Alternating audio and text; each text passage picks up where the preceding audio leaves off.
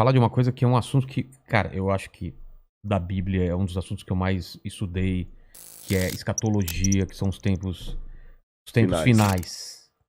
O que tá acontecendo? A gente tá vivendo os tempos finais, há sinais, segundo a Bíblia, proféticos, e a gente não falou dessa pedra Ah, tá. Isso também. aqui é uma coisa simples. Depois eu falo Tá dela. bom. Bom, na verdade, Porque tem esse movimento, né? A claro, pandemia faz parte claro, disso, o anticristo já tá aí. Aliás, a gente tá perto da segunda volta de claro, eu Cristo. acredito que sim. Sim? Mas vamos lembrar uma coisa. Quando os discípulos perguntaram para Jesus, que sinal haverá de tua vinda e da consumação dos séculos, do fim do mundo, Jesus falou assim, olha, cuidado que ninguém engane vocês. Porque Primeira coisa que ele já virão, falou. cuidado, virão muitos em meu nome dizendo, eu sou o Cristo, e enganarão a muitos.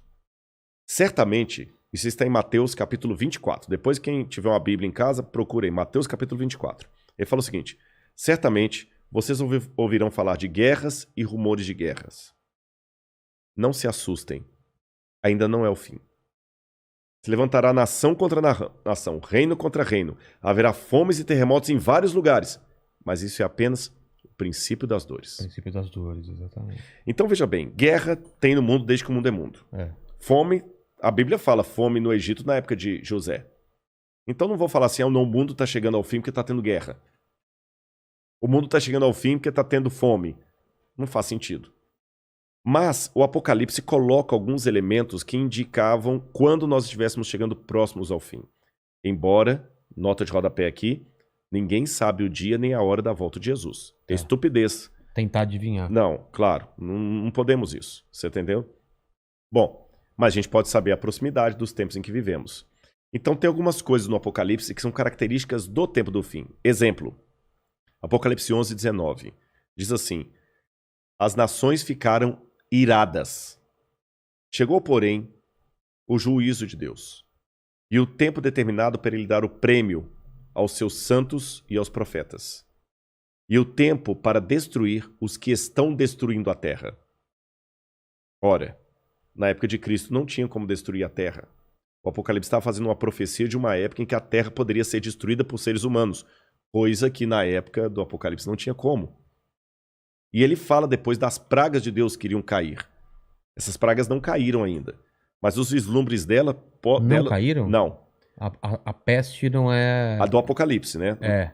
Mas os vislumbres delas podem estar já batendo as portas. Quer um tá. exemplo? Diz que um anjo derramou a sua taça sobre o sol. E foi-lhe dado queimar aos homens com grande fogo.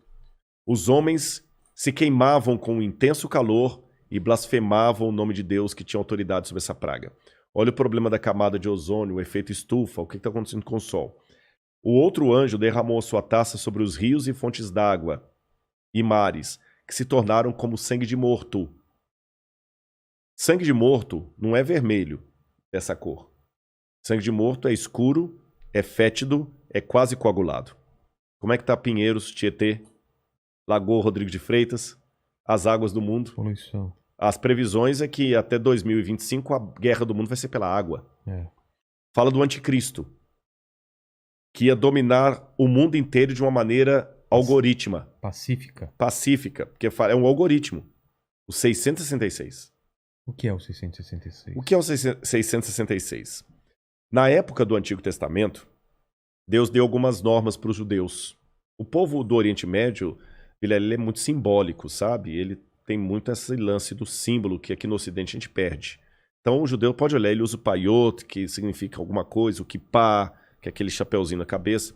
E Deus falou o seguinte, olha, vocês vão pegar a lei de Deus, escrever um resumo da lei de Deus e vão colocar pro frontal entre os olhos, numa caixinha aqui, e também na mão de vocês. O judeu hoje usa na mão esquerda. Pode olhar aqui no Muro das Lamentações, você vê o judeu orando lá, né? Baruch atah b'shem Adonai Eloheinu melech haolam.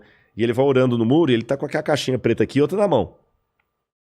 Aí no Apocalipse a gente vê que o inimigo, o diabo, que se vale do anticristo, assim como Deus envia o Cristo... o anticristo é a versão do Cristo pro demônio. Pro demônio, o anticristo. Ele faz uma paródia de Cristo. Aí, como Deus no Antigo Testamento pediu aos judeus para ter a lei de Deus na testa e na mão, o anticristo coloca também um sinal, uma marca, na testa e na mão. Então significa uma época em que a lei de Deus vai ser questionada. Nessa época em que a lei de Deus for questionada, diz o Apocalipse, ninguém poderá comprar nem vender, senão aquele que tem a marca da besta e o número do seu nome. Ora, esse número é 666. Aí muita gente pega isso e fala o seguinte, então vamos começar a calcular, Hitler dá 666, o Papa, o Saddam Hussein, Bill Gates, até a Ellen White, que é uma pioneira do Adventismo, ela dá 666, mandíbula, todo dá 666, né? No grego está o seguinte, aquele que tem entendimento, calcule. E essa palavra calcule no grego ali é a mesma palavra para faça a contabilidade daquilo que o anticristo vai fazer. E o que o Apocalipse deixa bem claro é que o anticristo vai ser a revigoração do Império Romano, que era o inimigo do povo de Deus. E por que 666? Na cultura da Babilônia, o 6 era o número base para você fazer qualquer cálculo. Era um número divino. Tanto é que quando Nabucodonosor ergue uma imagem, ela tinha 60 côvados por 6. 60 por 6. O 6 era um múltiplo divino. E ali você tem o 666, múltiplo de 6. Agora o Apocalipse fala que ele vai controlar a economia. Os povos da terra vão segui-lo. Ninguém vai poder, falando quem pode pelejar com ele. E o que nós estamos vendo agora é um mundo caminhando pela primeira vez na história para uma unificação mundial. De moeda? De tudo. Parece até teoria da conspiração que eu vou falar, mas não é. O mundo está caminhando para uma unificação. Rodrigo, mas nunca. Aqui no Brasil mesmo a gente vê a briga dos de esquerda com os de direita. O pessoal não está entendendo. Essa unificação não significa unificação de mente, mas unificação de propósito. Que é um exemplo que o mundo pode se unir por um propósito, apesar de se odiar mutuamente? Pandemia. A pandemia. Exatamente. O Irã está usando máscara, e Israel também está usando máscara. Os palestinos estão jogando foguete lá em Israel, Hamas, o Hamas, mas o israelense está usando máscara, o palestino também. O egípcio está usando álcool em gel, o iraniano está usando álcool em gel, o americano está usando álcool em gel, o russo está usando álcool em gel, então o Putin está usando álcool em gel. A mesma coisa o presidente do Brasil, o presidente da Argentina, da Venezuela, o mundo parou. Então é possível essa união do mundo inteiro em algumas coisas mesmo. Ela não só é possível, como ela é um caminho sem volta. Por que está falando tanto em criptomoeda? Nós já estamos passando por uma transição do dinheiro. Dinheiro de papel, né? De papel, você entendeu? Dinheiro baseado em tesouro nacional. E o mundo hoje precisa. Isso aqui não é uma defesa do Rodrigo, não é um desejo do Rodrigo. Eu estou falando de uma tendência. Tendência.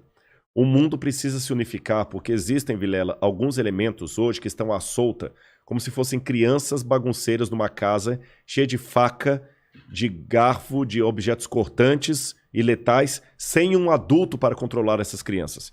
Você jamais faria isso. Quais são as crianças que estão à solta no mundo e precisam de um adulto para controlá-las? Um preceptor, uma babá? Internet. Quem tem domínio da internet? Você na internet você pode encontrar o podcast do Inteligência Ilimitada, mas você também pode encontrar uma fórmula para fazer um coquetel Molotov.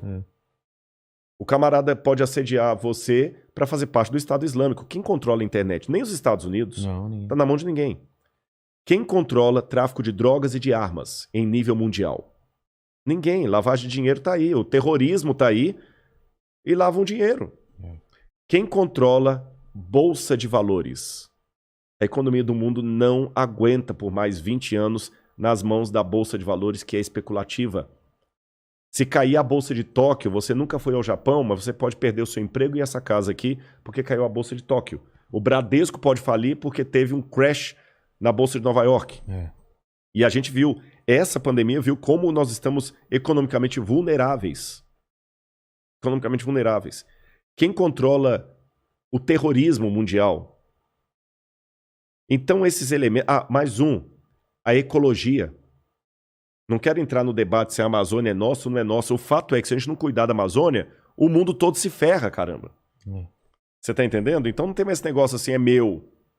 Então hoje a gente precisa de um governo único que com leis mundiais controle a internet, bolsa de valores, que vai desaparecer, o reset está aí, controle a economia, gastos, terrorismo e tudo mais.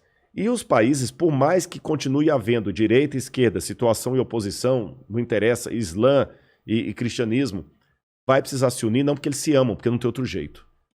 E essa união está muito parecida com o caminho de preparação para o anticristo. Agora, a minha questão aqui não é cair naquela esquizofrenia escatológica de achar agora que qualquer coisa eu tenho que evitar porque senão é a marca da besta. Eu já vi gente, isso aqui é sério, que não quer deixar colocar o revolvinho da temperatura na testa da mão, porque aquilo é a marca da besta. Calma. Estupidez, não tem nada a ver um negócio desse, gente, tá bom? Agora, quando esse governo único se interpuser entre a minha fidelidade a Deus e a minha fidelidade ao Estado, esse é o único momento em que eu estou livre perante Deus para ter uma desobediência civil, social. Porque a própria Bíblia me ensina a ser obediente às autoridades constituintes. Mesmo quando Nero estava no poder, Pedro escreveu: respeitem as autoridades constituídas. A César o que é de César. Dai César o que é de César. Pague os impostos. Seja um bom cidadão. Que a crise não venha por culpa de vocês. A Bíblia me ensina a ser um bom cidadão. Porém, a própria Bíblia fala: quando o governo der uma ordem... A Bíblia não diz isso explicitamente. Diz assim, em termos filosóficos. Sim. Quando o governo der uma lei que vá contra os mandamentos da lei de Deus, como os companheiros de Daniel na Babilônia, enfrente a morte se preciso for, mas não ceda. Talvez essa seja a diferença de um teólogo apaixonado por Deus e pela Bíblia e alguém que simplesmente é um acadêmico livre. Porque que especialista em literatura inglesa, em sã consciência, teria coragem de morrer por sua interpretação de Shakespeare? Mas a Bíblia é um livro que já levou muitos ao martírio para não abrir mão daquilo que a Bíblia ensina. Falou que a segunda vinda de Cristo está próxima. Mas, segundo os eventos, o anticristo chega antes. Chega antes. Não é? Ele antecede a volta de Jesus. E já está por aqui? Você acha? Eu acredito assim, lendo a Bíblia, o anticristo, ele é um poder, era o poder romano, porque João já falava lá, o anticristo já opera entre nós. E João fala, muitos anticristos já saíram pelo mundo. Ele só está aguardando aquilo que o detém. Então o anticristo naquele tempo era Roma. Os exegetas veem, a besta era Roma. Só que a Bíblia fala, através do apóstolo Paulo, que havia uma grande apostasia do povo de Deus. Que palavra é essa, apostasia? Eles abandonariam a fé, se uniriam a Roma, e Roma no futuro voltaria travestida de cristã, por isso que é o anticristo, nome que não aparece no Apocalipse, mas aparece nas epístolas de João. Ah, tá. Anticristo, anti em grego, é aquele que toma o lugar de. Então o anticristo é aquele que toma o lugar de Cristo e vai dominar o mundo. Então a minha sugestão para todos é o seguinte, fiquem atentos às propostas governamentais. Qualquer coisa que não infrinja a minha fé naquilo que eu entendo pela Bíblia ser o correto, eu vou seguir. Eu vou me vacinar. Eu não vou ficar caindo em teoria da conspiração. Ah, mas a vacina é uma maneira de aniquilar um terço da humanidade. Eu acho que vai ser muito mais fácil Eu vou me vacinar. Só não vou tomar a Coronavac, né? Que é que está questionada aí, senão eu não posso entrar em Israel. Mas eu vou me vacinar. Israel não aceita. Não aceitou Muitos países da Europa não aceitam a Coronavac. Né?